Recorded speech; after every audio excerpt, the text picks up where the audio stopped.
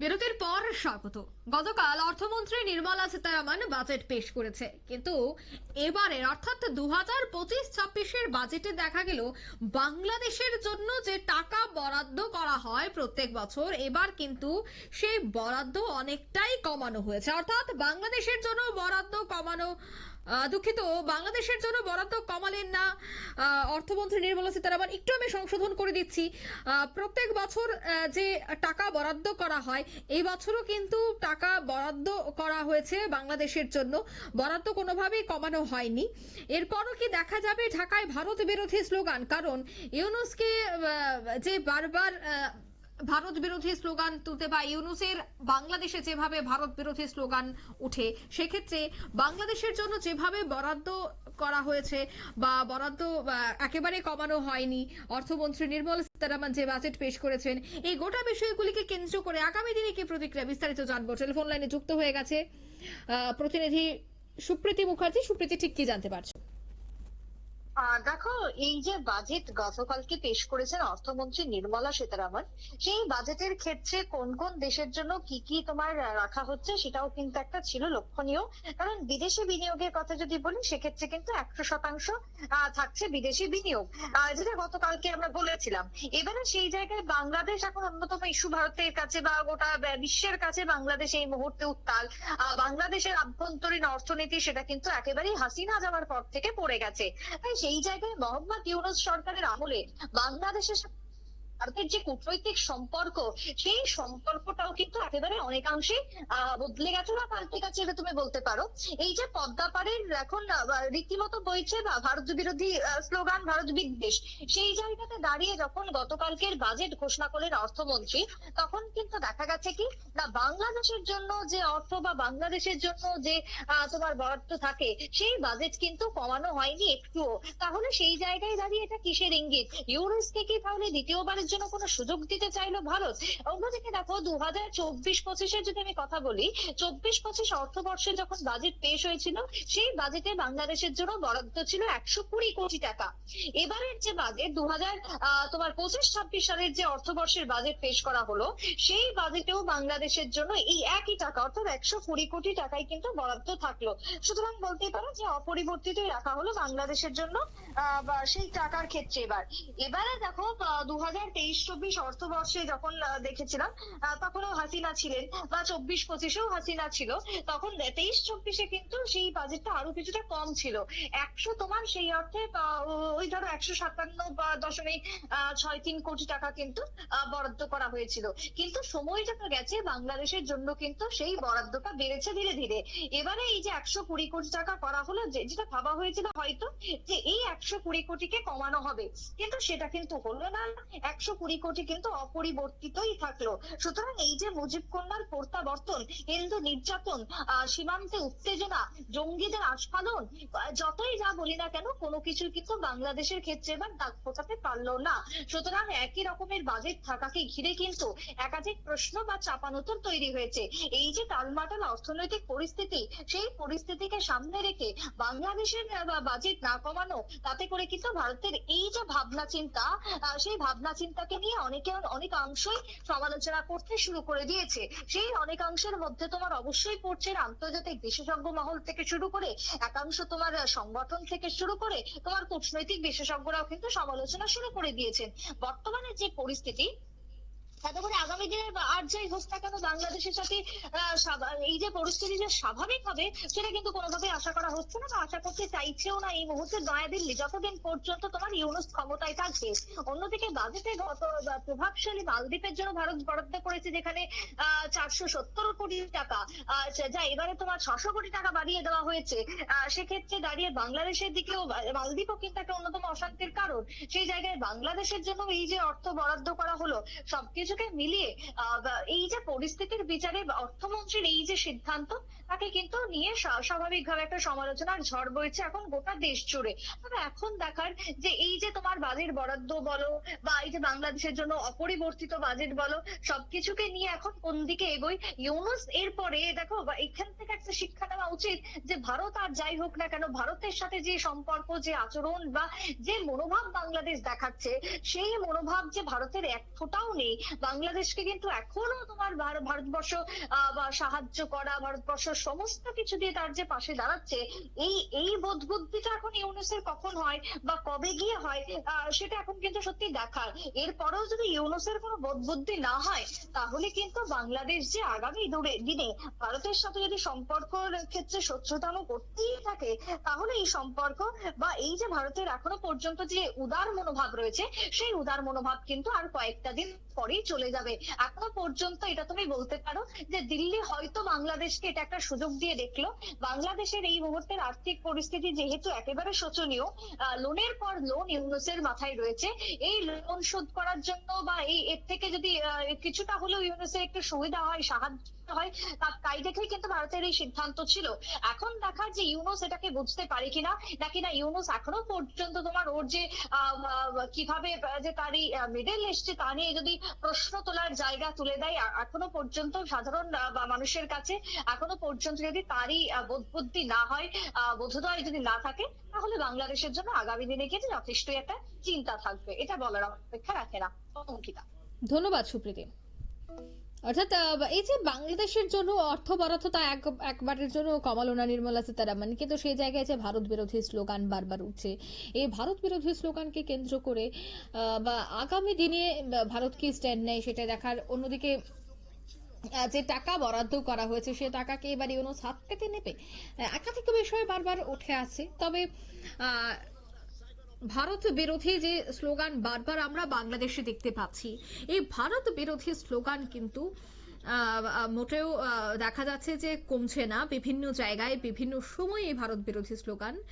তবে এবার যে বাজেট পেশ করা হয়েছে সেই বাজেটেও দেখা গেছে কোনো ধরনের কিন্তু অর্থ কমানো হয়নি। বাংলাদেশের জন্য বরাদ্দ কমায়নি অর্থমন্ত্রী নির্মলা সীতারামন, কিন্তু তারপরেও কি ভারতের বিরুদ্ধে একটা বিরূপ প্রতিক্রিয়া বারবার করবে বাংলাদেশ? বিস্তারিত জানবো। টেলিফোন লাইনে যুক্ত হয়ে গেছে এক্সিকিউটিভ এডিটর নীল বণিক। নীল, ঠিক কি বলবেন? দেখো, তোমার হচ্ছে বাংলাদেশের এই যে ব্যবস্থা, বাংলাদেশের যে বাজেট এতটুকু কমায়নি, তার অনেকগুলো কারণ থাকতে পারে। সেই কারণের পিছনে যেটা মানে আন্তর্জাতিক যেটা বিশেষজ্ঞরা, সেই আন্তর্জাতিক বিশেষজ্ঞরা তারা বলছেন যে এটা হচ্ছে দিল্লির একটা মস্ত বড় এর পিছনে কারণ থাকতে পারে। কি সেই কারণ? যে কারণটা অবশ্যই দিল্লি মনে করছে যে এই মুহূর্তে যদি ইউনুসের মতো তারা যদি সমস্ত রকম যে সাহায্য, সেই সাহায্য যদি বন্ধ করে দেয়, তাহলে সেটা ইউনুসের পক্ষে ভালো হবে এবং ইউনুস সেটাকে দেশের মধ্যে হাতিয়ার তৈরি করতে পারবে এবং অ্যান্টি ইন্ডিয়া যে মুভমেন্টটা, সেই অ্যান্টি উইলিয়াম মুভমেন্টটাকে আরো পিছন থেকে হাওয়া দিতে পারবে। যে ভারত আমাদের সমস্ত রকম সাহায্য বন্ধ করে দিয়েছে, তাই খোলাখুলি ভারতকে বিরোধিতা করতে হবে।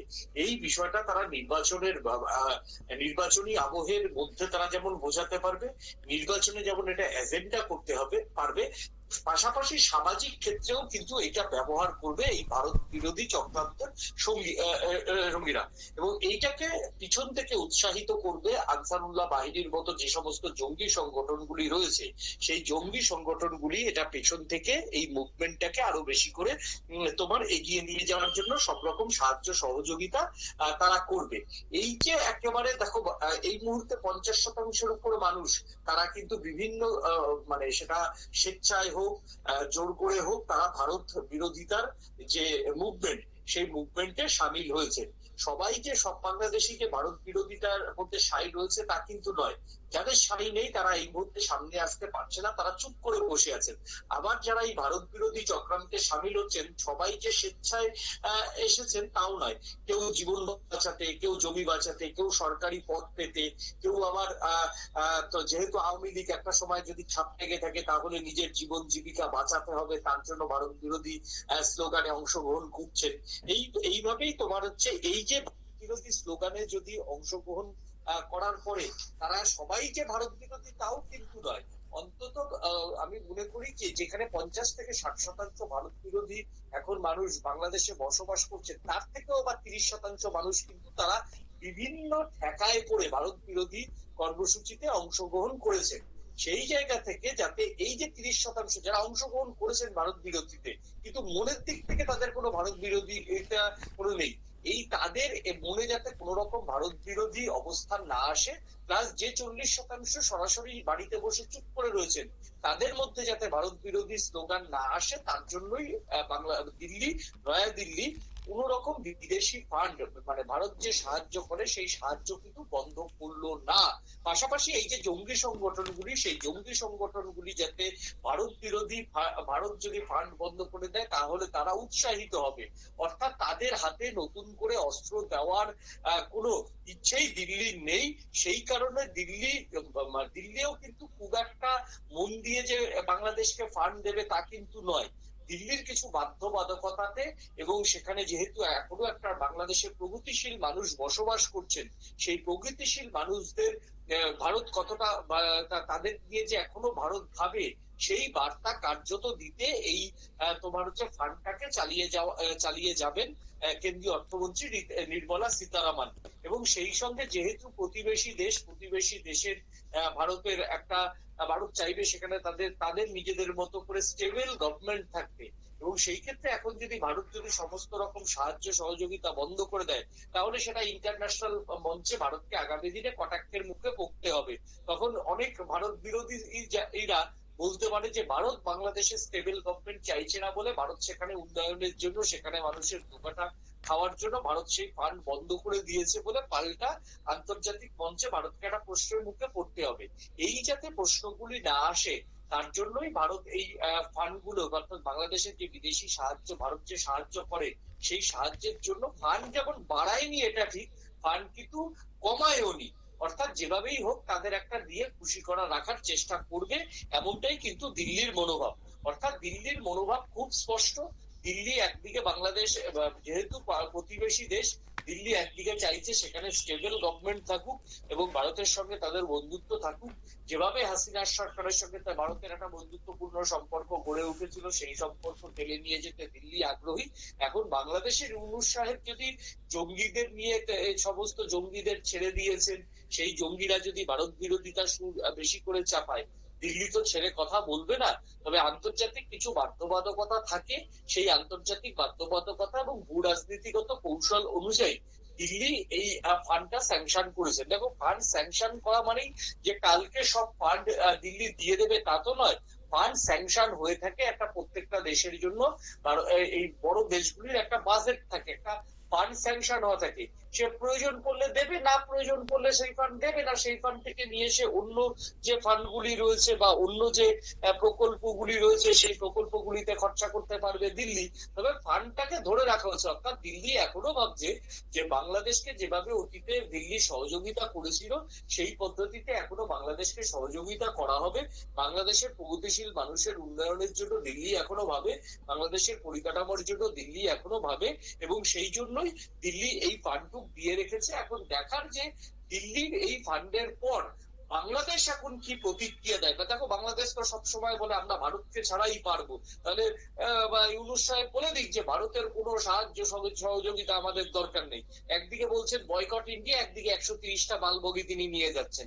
একদিকে বলছে ভারতের পণ্য বয়কট করো, অন্যদিকে তিনি ভারতের কাছ থেকে চাল ডাল সবটাই নিয়ে যাচ্ছে। একদিকে বলছে যে তারা স্বাস্থ্যের জন্য চীনে যাবে, অন্যদিকে যদি ভারতের উপর দিয়েই বিদ্যুৎ দেওয়া যায় তাহলে এই গরমে ইউনূস সাহেবের পাশের বাড়িতেই হয়তো এসিটা চলবে না বা অন্ধকারে থাকতে হবে। অন্যদিকে যন্ত্রাংশ থেকে আরম্ভ করে সবই যদি ভারত রাতারাতি বন্ধ করে দেয় তাহলে বাংলাদেশ শান্তিতে চলতে পারবে না, বাংলাদেশের সমস্তটাই বন্ধ হয়ে যাবে। আর বাংলাদেশ বলছেন যে তারা পাকিস্তান থেকে কিনবেন, তারা আমেরিকা থেকে কিনবেন, যেখান থেকেই কিনতে পারে পৃথিবীর দেশ। দেখো, বাজার অর্থনীতিতে সমস্ত দেশ চাইবে সমস্ত দেশের সঙ্গে ব্যবসা হোক। বাংলাদেশও চাইবে ভারতের থেকে যদি কম দামে কোথাও কিছু কিনতে পারে তাহলে সেটা তো বাংলাদেশের অর্থনীতির জন্য ভালো, সেটা ইউনূসের স্বাধীনতা, তিনি করবেন। এই বিষয়ে এত চেঁচিয়ে বলার দরকারটা কি আছে? আজকে তোমার হচ্ছে যদি ইউনূস সাহেব যদি মনে করেন ভারতের থেকে তাদের কম দামে কেউ 5 টাকায় আলু দিতে পারে তাহলে ইউনূস সাহেব কি যাবে না? এখন ভারতের উপর গোসা করে তিনি ভারত থেকে যে 12 টাকায় আলুটা পায় সেটা যদি এখন পাকিস্তান থেকে 15 টাকায় কেনে, তাহলে ভারতের যতটা ক্ষতি হবে তার তো নিজের দেশের পার কেজি আলুতে 3 টাকা ভর্তুকি দিতে হচ্ছে। ভারতের থেকে চাল কিনবে না বলে গোসা করে গেছিল তুরস্কে। তুরস্ক 140 টাকার নিচে চাল দিতেই পারবে না, তার মধ্যে তার পরিবহন কষ্ট রয়েছে। অর্থাৎ বাংলাদেশের মানুষের গড় রোজগার যেখানে বাড়েনি, সেইখানে একজন মানুষকে যদি 160 থেকে 165 টাকা বা তোমার তর্কের খাতিরে ধরে নিলাম বাংলাদেশিদের তিনি মোটা চাল খাওয়াবেন। এখন মোটা চাল কিনতে গিয়ে যদি বাংলাদেশের 80 থেকে 85 টাকা খরচা করতে হয়, তাহলে বাংলাদেশিরা দুবেলা দুমুঠো খাবে কি? ইউনূস সরকার তো তাদের যে আয়ের ইন্ডেক্স, সেই আয়ের ইন্ডেক্স মানে একদম মানে দিনে ডবল করে দিতে পারবে না, এমন কোনো জাদুমন্ত্র ইউনূস সাহেবের নেই।